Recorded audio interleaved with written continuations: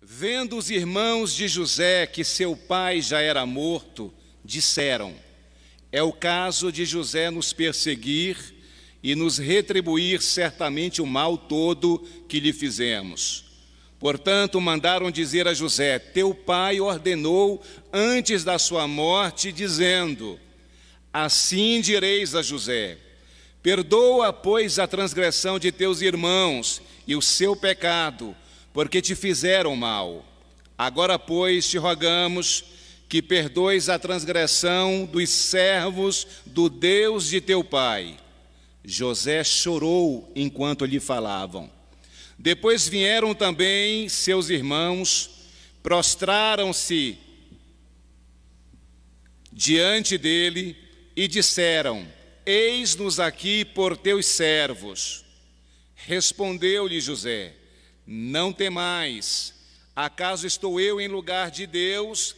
Vós, na verdade, intentastes o mal contra mim, porém Deus o tornou em bem, para fazer como vedes agora, que se conserve muita gente em vida. Não temais, pois eu vos sustentarei a vós outros e a vossos filhos. Assim os consolou e lhes falou ao coração. E o tema da nossa reflexão é família, lugar de refúgio ou campo de batalha. Na verdade, nós temos basicamente esses dois tipos de família. Ou sua família é um lugar de batalha, ou sua família é um lugar de refúgio. E quando a gente fala de campo de batalha, nós estamos falando de uma família onde há lutas internas, rivalidades, brigas, contendas, discussões, maridos e esposas que não se entendem, pais e filhos que se degladiam, sogras e noras que não se suportam. Quando nós falamos de lugar de refúgio, nós estamos falando de um lugar de paz, de sossego, um ambiente calmo, onde se foge, ou para onde se foge, assim, a fim de se livrar de perigos. Tem maridos, esposas, pais e filhos que preferem um ambiente externo, porque se sente muito mais seguro no trabalho, na escola, do que propriamente dentro de casa. Lugar de refúgio é um esconderijo, é um lugar de amparo, proteção e conforto. É aquele lugar quando o marido sai para trabalhar, ele gira o pescoço para trás, não vendo a hora de retornar. Sua casa é assim, irmão? É aquele lugar onde a esposa sai para trabalhar, mas também não vê a hora de chegar em casa. Por quê? Porque é um ambiente protetor, é um lugar de delícias, é um ambiente de culto doméstico, de adoração, onde a presença de Deus é real. Existem, portanto, esses dois extremos: família, campo de batalha; família, lugar de refúgio. Esses extremos se verificam muito mais acentuadamente nos dias de hoje, nesse período de confinamento perpetrado pela pandemia.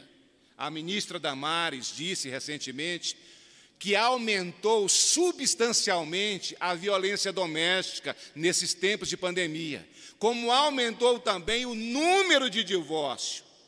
Aquilo que estava mais ou menos oculto veio à tona, o gatilho disparou, porque eram famílias conflituosas. Mas uma coisa é você ter conflitos num período de 8 horas de juntos, de presença. Outra coisa é 24 horas debaixo do mesmo teto. Então, famílias, campo de batalha, só dispararam o gatilho ainda mais e mais intensamente demonstraram esse lugar de lutas, de rivalidades e de brigas. O texto que nós acabamos de ler conta-nos uma história de uma família que começa sendo um campo de batalha, mas termina como lugar de refúgio. Não é uma família muito diferente da nossa família de Jacó. Nessa família nós temos ciúme, nós temos inveja, Nós temos irmãos degladiando com irmãos. Nós temos lutas por poder e supremacia. Nós temos pais distinguindo e dando a um ou a outro a preferência. Gente ganhando presente, gente não ganhando. E por conta dessas preferências, gente se odiando e se matando. Há desejo homicida nessa família. Há briga entre irmãos. Quem dentre nós nunca brigou dentro de casa? As mulheres brigaram por causa do vestido ou do sapato que a outra usou. Os homens brigaram por causa do bolo que o outro comeu. Cadê o bolo que estava aqui? Não está mais, foi. Então, todos nós vivenciamos essa problemática familiar. Ninguém aqui vai se postar de santo, achar que é melhor do que ninguém.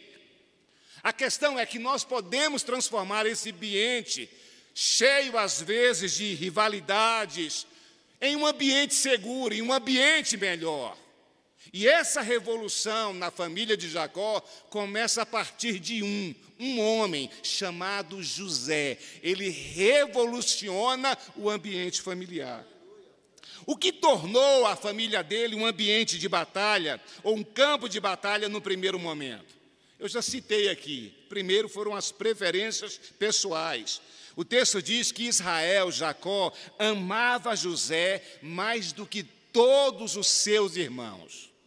É bem verdade que com 2, 3, 4 filhos, é possível que nós pais tenhamos o coração voltado mais para um. Por exemplo, Isaac preferia Esaú, porque Esaú era caçador e a caça era do seu gosto.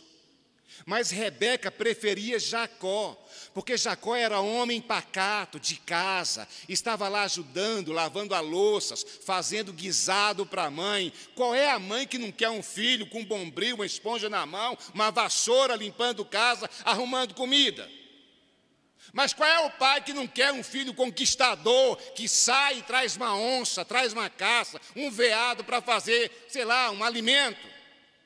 Essas preferências em si, ou esse amor mais por um pupilo do que por outro, pode ser até um tanto quanto natural. O problema é quando isso é externalizado, e nem Rebeca e nem Isaac fez a menor questão de não revelar os sentimentos que tinham pelos seus filhos, os sentimentos de preferência.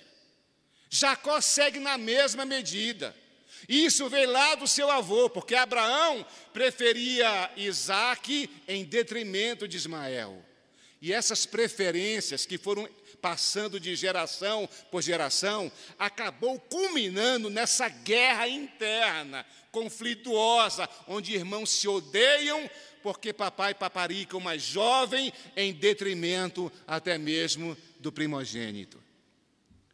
Uma outra questão, um outro vício que tornou essa família um campo de batalha foi a inveja. Cá para nós, José tinha uma moral mais ilibada. Ele era um garoto de Deus. Ele, inclusive, trazia a má fama dos filhos de Bila e da outra serva, que eram irmãos seus por parte só de pai. Mas ele mesmo tinha uma postura, um caráter invejável. E despertava inveja nos irmãos, porque o pai o protegia, o guardava, porque era filho da sua velhice.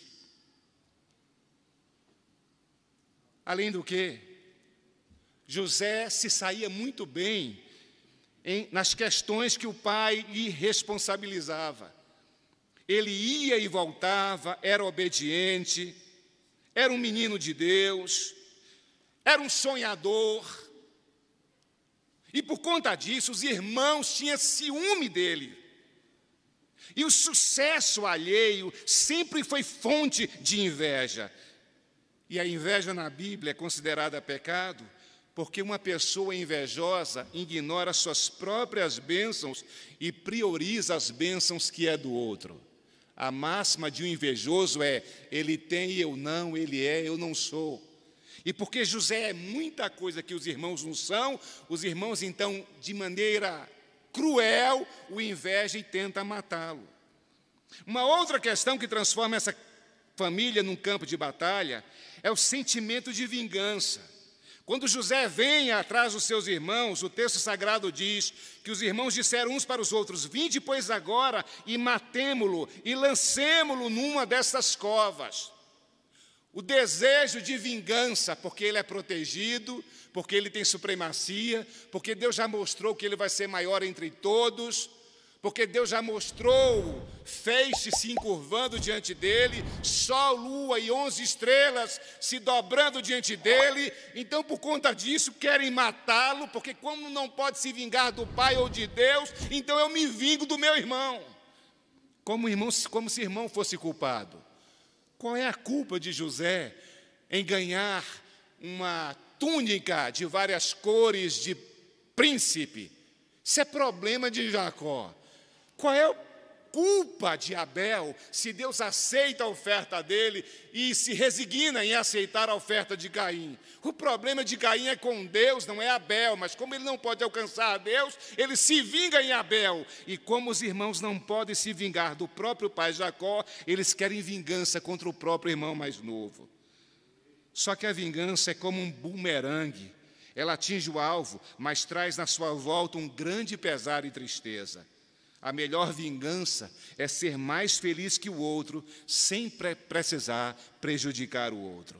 Romanos 12:19 nos diz: não vos vingueis, amados, a vós mesmos, mas dais lugar à ira, porque está escrito: minha é a vingança, eu retribuirei, diz o Senhor.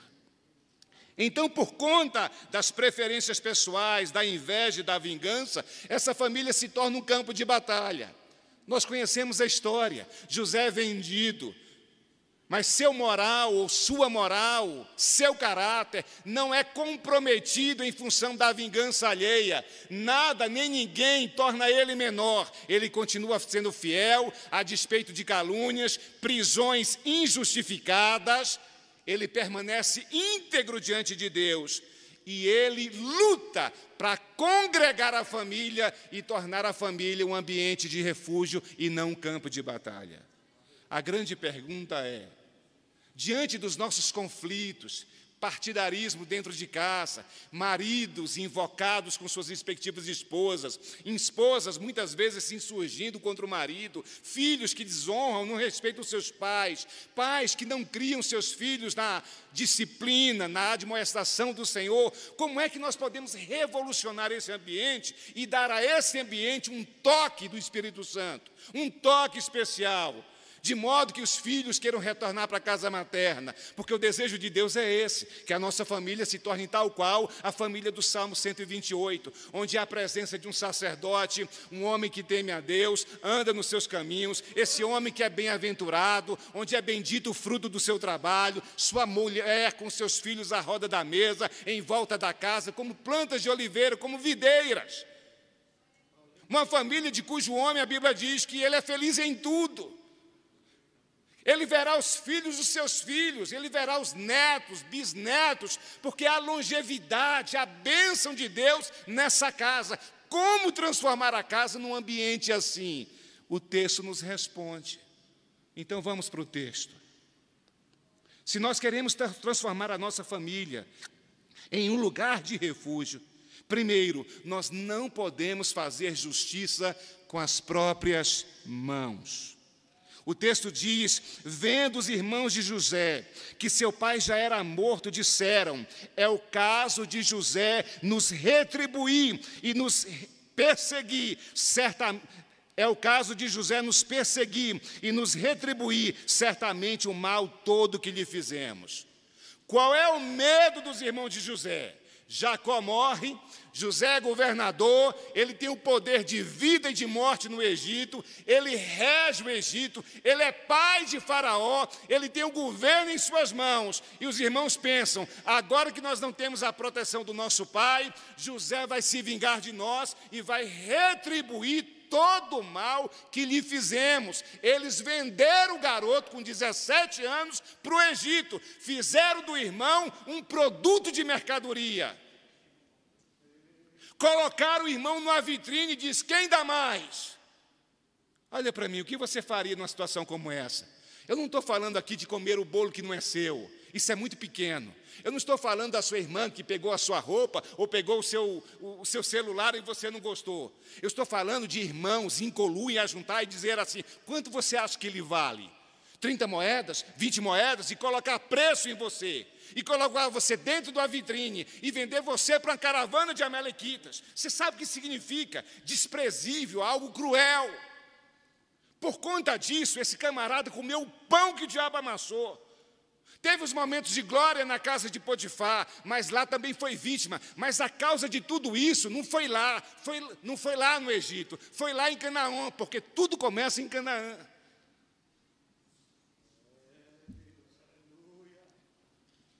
E agora José tem a faca e o queijo na mão. Olha para mim, você vai ter problemas na sua família. Irmãos vão trair você de repente, falar mal de você, perseguir você, atentar contra você, desprezar você.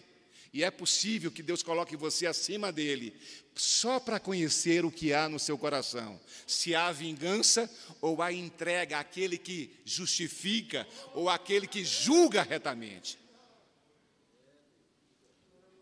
Provérbios 24, 29, falando de fazer justiça com as próprias mãos, diz assim, não digas como ele me fez a mim, assim lhe farei a ele, pagarei a cada um segundo a sua obra. Só Deus pode pagar a cada um segundo a sua obra. A vingança não está na minha e nem na sua mão, portanto, não faça justiça com suas próprias mãos.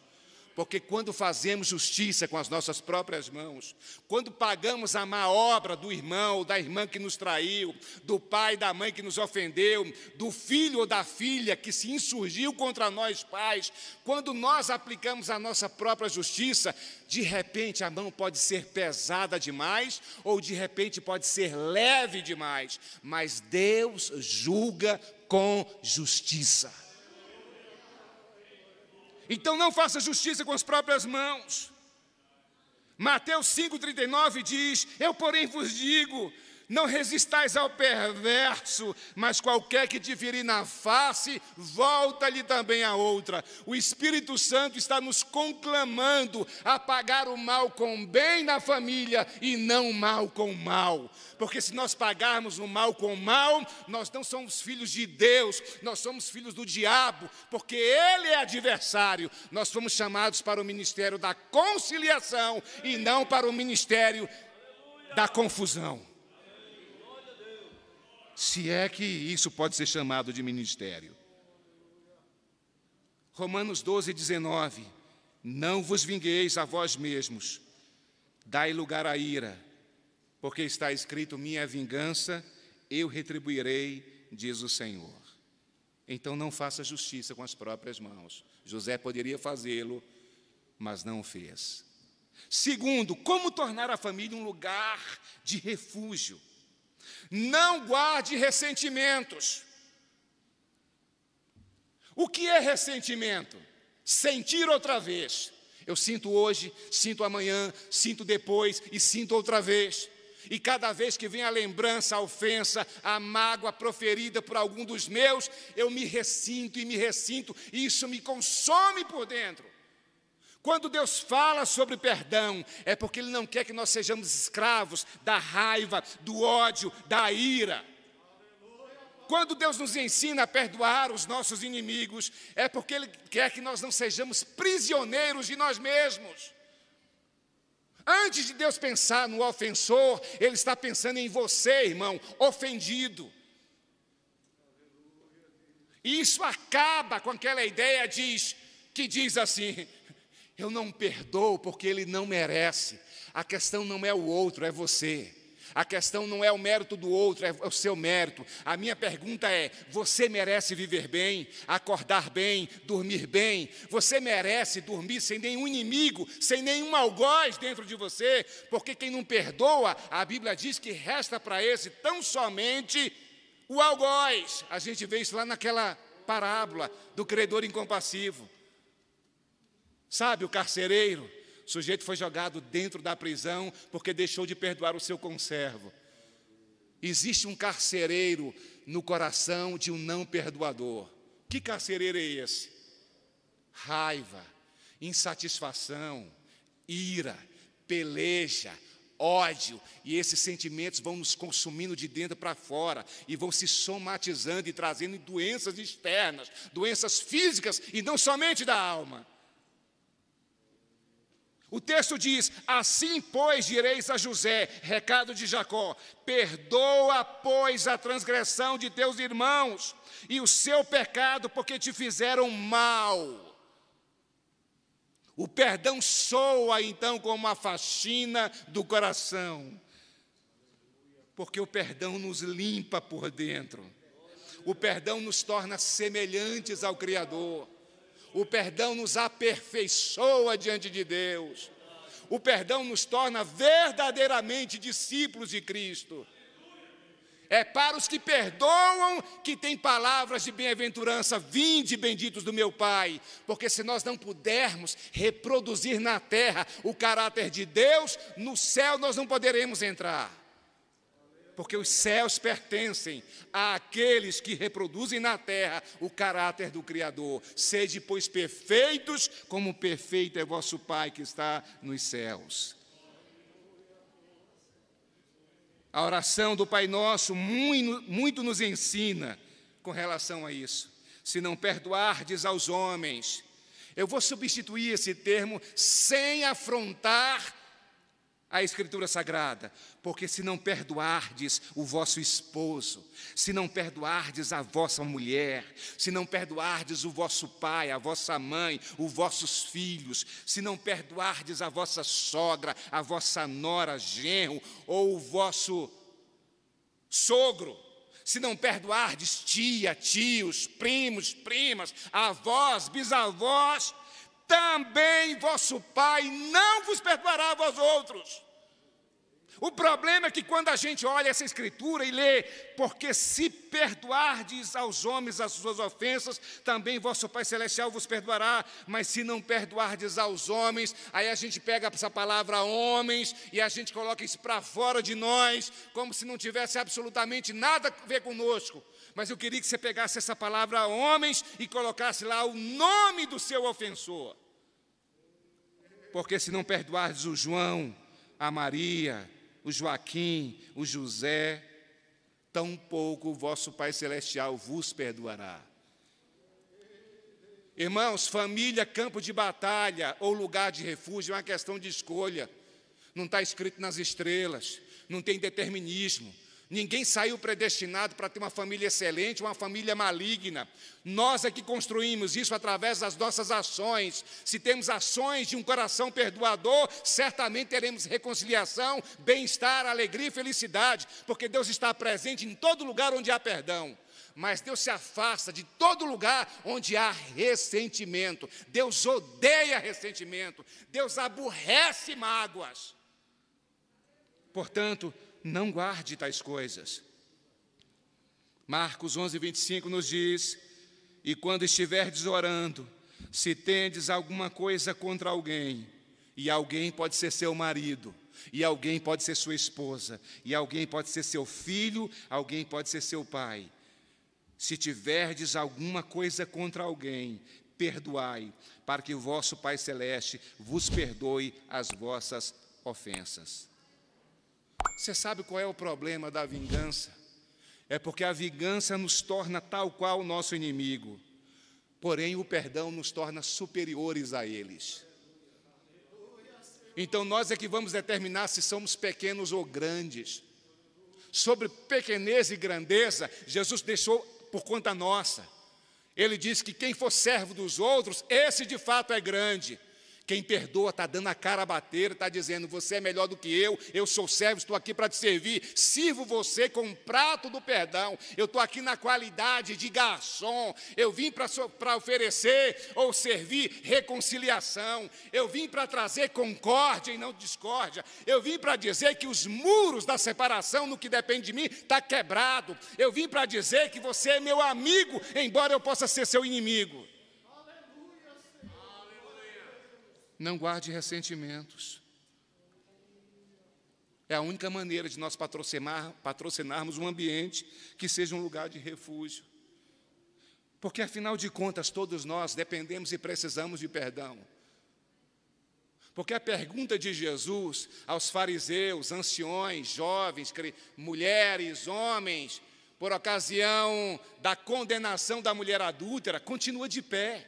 Quem dentre vós não tem pecado, que atire a primeira pedra. O perdão que damos hoje é o mesmo que vamos ter ou obter amanhã.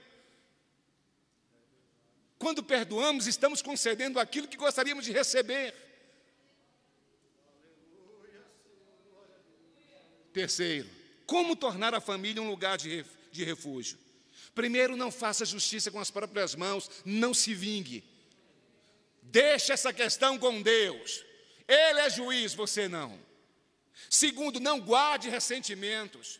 Não permita que o seu coração seja como um sepulcro caiado, cheio de orgia, de coisa ruim lá no interior. Quem não perdoa é como se estivesse trazendo o defunto para dentro da sua casa. Olha para mim, querido, eu sei que você ama seu pai, ama sua mãe, mas se seu pai e sua mãe já morreu, ou um dia vai morrer, uma coisa que você nunca vai fazer é dizer, não, deixa aqui na sala da minha casa, é meu papai, é minha mamãe, longe de mim, não enterra não, eu amo meu pai, eu amo minha mãe, não enterra. Se alguém ousar fazer isso, vai fazer isso por máximo por 3 dias, porque no 4º dia já cheira mal. No 4º dia, leva daqui, eu não suporto mais. Então você tem que enterrar o defunto. Mágoas, ressentimentos, iras, pelejas, ódio, dissensão, partidarismo, é como o defunto precisa morrer e ser enterrado. Porque se nós conservarmos no nosso interior, vai feder, vai cheirar mal. Em vez do perfume de Cristo, nós vamos ter um outro tipo de cheiro. Não é o cheiro do céu, é o cheiro do inferno, porque o inferno está cheio de não perdoadores.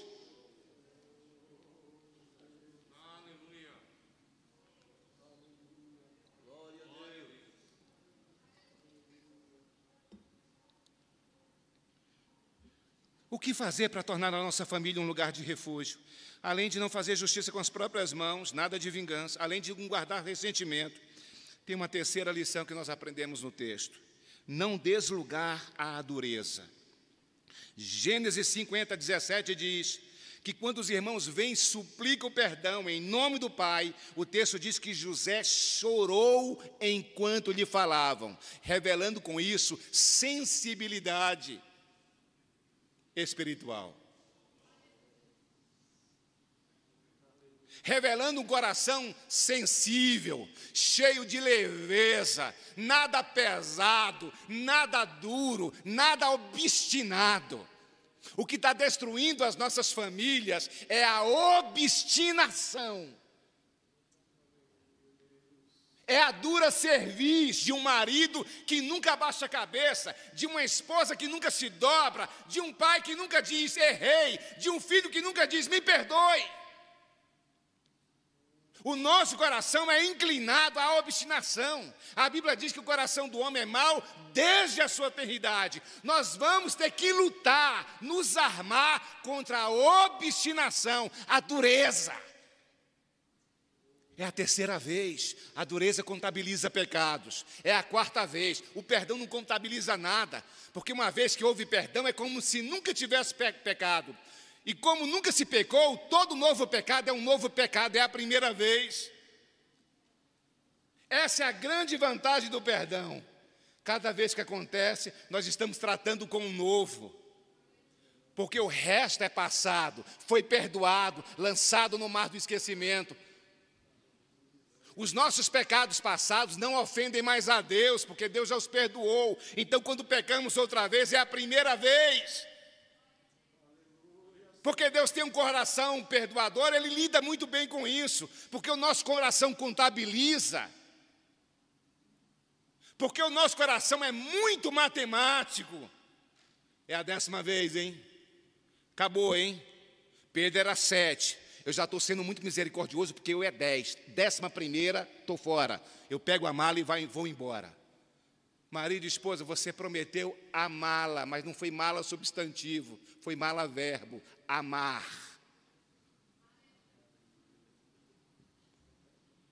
Então não des lugar à dureza. O maior problema entre os israelitas, irmãos, era a dureza e obstinação de caráter. Por 10 vezes, diz a Bíblia Sagrada, eles foram incrédulos e duros de coração. Em Êxodo 32, 9, Deus chega para Moisés com a seguinte fala: tenho visto este povo, e eis que é povo de dura cerviz, obstinação e dureza. Você sabe o que é dura cerviz? Cerviz é essa parte posterior do pescoço, essa parte que gira, que dobra, vai para frente, vai para trás. Quando Deus está falando de um povo obstinado de dura cerviz, Deus está falando de um povo cuja coluna cervical nunca se dobra. Tem marido e esposa aqui hoje que a cervical está engessada, enfaixada, não se curva. Nós não precisamos de crentes piores do que juiz iníquo, que nem se dobrava diante dos homens e muito menos diante de Deus. Nós precisamos ser melhor do que aquele juiz que se dobra tanto diante de Deus como diante dos homens. Nós vivemos no meio de uma sociedade dura, obstinada, onde ninguém se responsabiliza pelos seus atos. Eu me canso de, às vezes, ver um jornal e ver o jornalista dizendo: nós entramos em contato com fulano, e ele diz que vai provar nos autos de que não é assim, de que não fez, nunca aconteceu. Todas as provas contra ele, Lava Jato e um monte de coisa a mais. Primeira instância condenado, segunda instância condenado, terceira instância condenado, condenado pela opinião pública, mas o cara é o maior santo da face da terra. Ninguém assume absolutamente nada. Aí nós vimos para a igreja com essa cultura da não responsabilização pelos atos. Nós aprendemos isso com Adão e com Eva, a mulher que tu me deste. Aí Deus apela para a mulher para tirar uma confissão, e a mulher olha para Deus e diz: foi a serpente.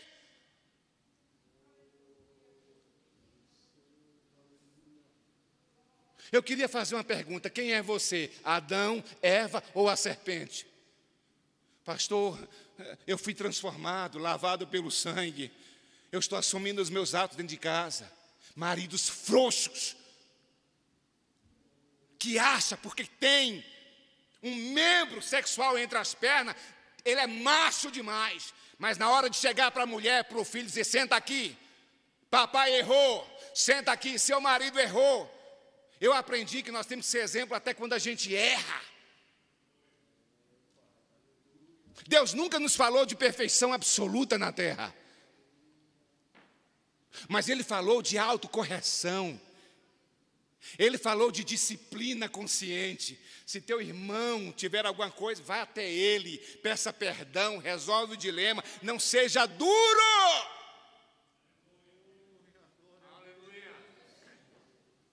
Pastor, eu sou obstinado, pastor. Eu sou duro e não pretendo me amolecer. Sabe qual é o seu final? Uma doença incurável. Porque Provérbios 29, 1 diz assim: aquele que, sendo muitas vezes repreendido, endurece a cerviz, será quebrantado de repente, sem que haja cura. Pergunte para mim quem são os habitantes do inferno, e eu te digo prontamente: gente obstinada, gente dura, gente insensível. Não seja um marido duro.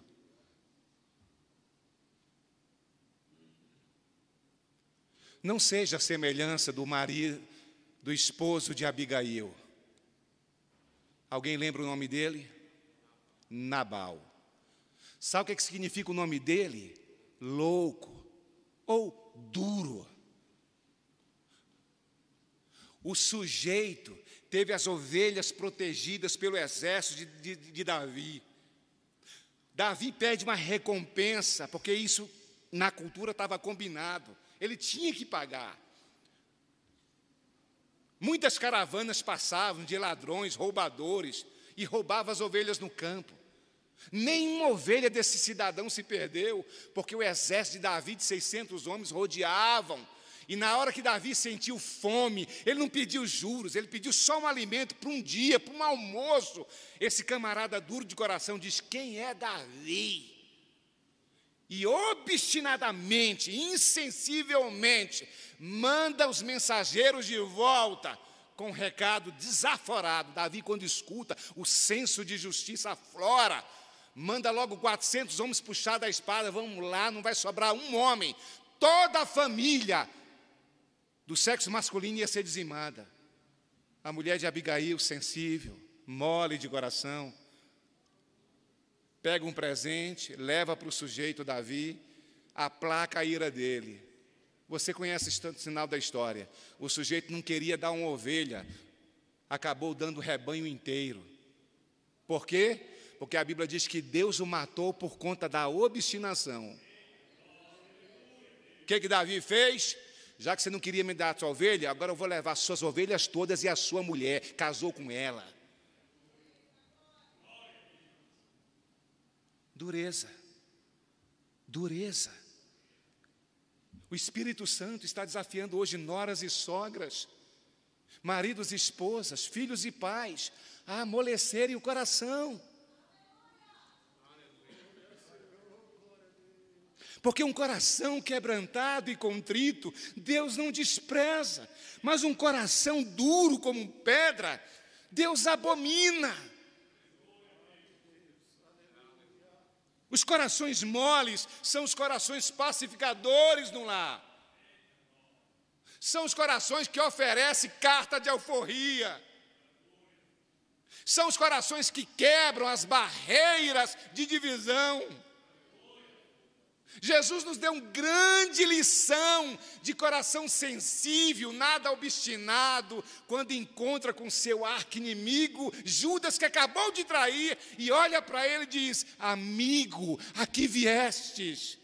Como quem diz, se existe inimizade, a inimizade é de lá para cá. Do meu lado tem amizade, você ainda tem parte do ministério, pode passar para cá, não tem nenhum risco, não tem nenhum Belém, Belém, nunca mais ficar de bem. Não tem essa história de corta aqui, sou seu inimigo, absolutamente. Se Judas não passou para o outro lado, é porque ele escolheu ficar do lado que estava. Mas não por conta de um coração duro do Salvador, porque o Salvador tem um coração manso. Ele diz: vinde a mim, todos vós que estáis cansados e sobrecarregados, eu vos aliviarei. Aprendei de mim, porque eu sou manso e humilde de coração. Por último, para encerrar, como tornar a nossa família um lugar de refúgio?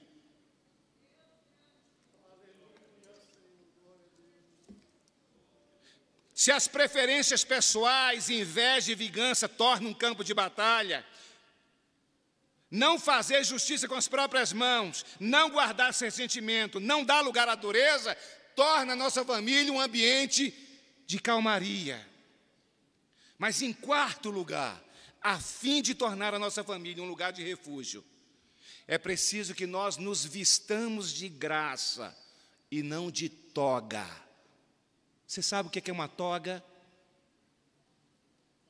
Sabe aquela capa preta que os juízes utilizam, os magistrados, os ministros do Supremo Tribunal Federal? Você já assistiu um julgamento, ainda que pela televisão, e os ministros com aquela toga, aquela capa preta? Eles colocam aquela toga ou capa todas as vezes que eles entram em juízo, que vão deliberar para absolver ou sentenciar alguém. A única maneira de nossa família ser um lugar de refúgio é se nós nos desapropriarmos de qualquer espécie de capa ou de toga. Porque a posição de juiz nessa matéria não é marido, esposa, pai ou filho. A posição de juiz é de Deus, porque a Bíblia diz que Deus é o juiz de toda a terra. O texto diz: respondeu-lhe José, não temais, porventura estou eu em lugar de Deus? O que ele está dizendo? Ele está dizendo, porventura eu sou um impostor, um embusteiro, um usurpador de um trono que não me pertence? Não! Por que famílias estão se transformando no campo de batalha? Porque tem maridos embusteiros, tem mulheres usurpadoras, tem filhos impostores, tem pais sentando num trono que não lhe pertence, vestindo uma capa que não é sua, colocando toga em vez de colocar graça. Você quer vestir alguma capa? Então vista a capa da graça. A graça diz, se teu irmão tiver com fome, dá-lhe de comer, se tiver sede, dá-lhe de beber. A graça diz, não torneis mal por mal. A graça diz, ouviste o que foi dito aos antigos, amarás o teu próximo, aborrecerás o teu inimigo. Eu, porém, vos digo, amai os vossos inimigos, fazei bem aos que vos maltratam, orai pelos que vos perseguem e vos maldizem. O que nós queremos? Nós não queremos graça. Muitas vezes nós somos os Bin Ladens da nossa própria casa, implodindo o ambiente doméstico. Nós nos armamos, às vezes não de graça, mas de metralhadoras, e nós disparamos para tudo quanto é lado, e muitas vezes até quem não tem culpa leva tiro. Porque afinal, eu tenho que justificar o meu temperamento explosivo, eu tenho que justificar a minha dor, porque eu fui muito magoado pela minha esposa, pelo meu marido, pelo meu pai, pelo meu filho, pela minha sogra, seja por quem for.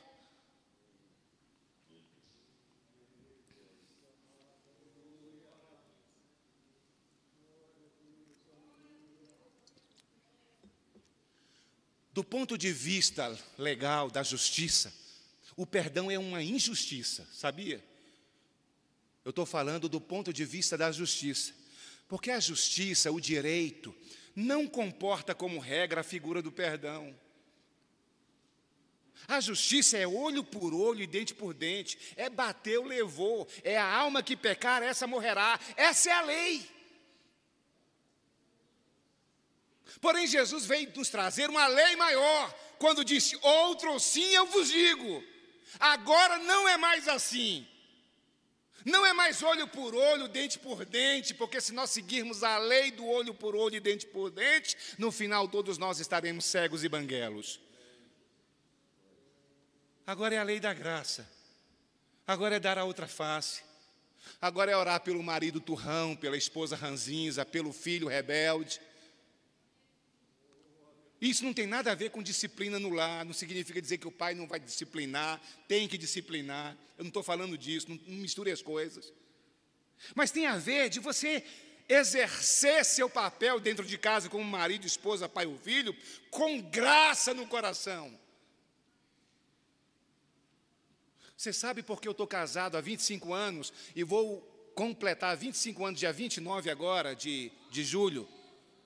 Bodas de ouro, de prata, bodas de prata, dia 25 agora, quarta-feira, já combinei com minha esposa, eu digo, querida, algum problema da gente ir para um restaurante, chega lá, a gente pede para o camarada entupir a mesa de álcool, de gel, a gente senta à parte, distante, vamos comemorar esse negócio, confiar em Deus, a gente lava as mãos, usa não a capa, a gente usa a máscara. Ela diz, não, nós vamos sim. Eu digo, para onde é que nós vamos? Vamos para um restaurante legal, meu bem. Vamos para um restaurante legal, sei lá. Vamos para um Francisco, para um Mangai não, porque mais coco bambu. Entendeu? Um restaurante fino, legal. Puxar a cadeira para ela sentar. Mas você sabe o porquê que eu estou casado há 25 anos? Porque no coração da minha mulher, apesar de todos os pecados dela, tem graça. Porque no coração do marido dela, apesar de todos os pecados dele, ainda resta dosagens de graça.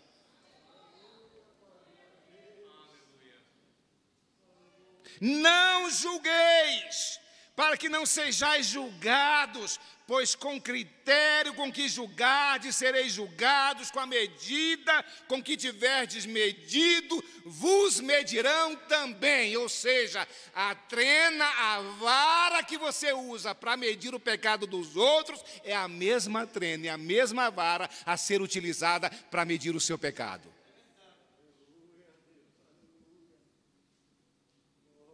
Então, de repente, tua trena é bem grande, irmão. Você está vendo pecado demais na tua mulher.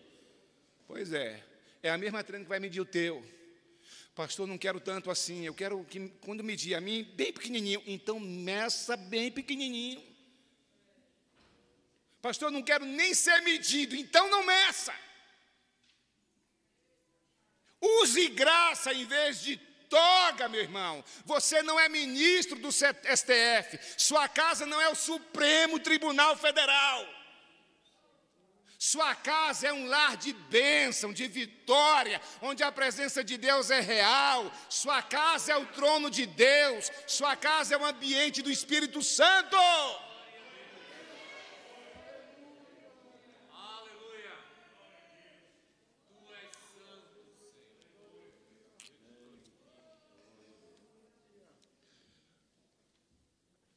Nós temos, nesta noite, o Espírito Santo está nos apresentando uma bifurcação, ou seja, dois caminhos. Um desses caminhos nos leva ao campo de batalha no seio doméstico. O outro caminho nos leva a um lugar de refúgio no perímetro familiar. Não existem famílias ruins, o que existe é maridos ruins, esposas ruins, filhos ruins, pais ruins. Família é instituição, casamento não presta. Não é casamento que não presta, os nubentes é que não prestam.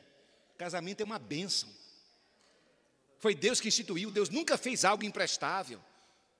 O homem é que se tornou imprestável, então o problema somos nós. E não é necessariamente um óleo da unção que vai resolver esse problema. Não é o óleo da unção, é o óleo da ação. O óleo da unção é para quem está enfermo fisicamente. Tem alguém enfermo entre vós, chama um presbítero, unge com óleo e a oração da fé salvará o doente. Não é nem um óleo, é a oração da fé. Mas família se conserta com ação. Então o marido vai amar a sua esposa como Cristo amou a igreja. A esposa vai se submeter em amor. Os filhos vão honrar e obedecer seus pais, e os pais vão criar esses filhos na doutrina e na admoestação do Senhor. Feito isso, não precisa óleo de unção, não precisa oração dos 318 da Universal, não precisa esse misticismo louco, porque os crentes querem resolver tudo assim com um pirlim-pim-pim, sabe? Sítio do Pica-Pau Amarelo. Sua casa não é aquele ambiente, aquilo ali é fantasia de Monteiro Lobato.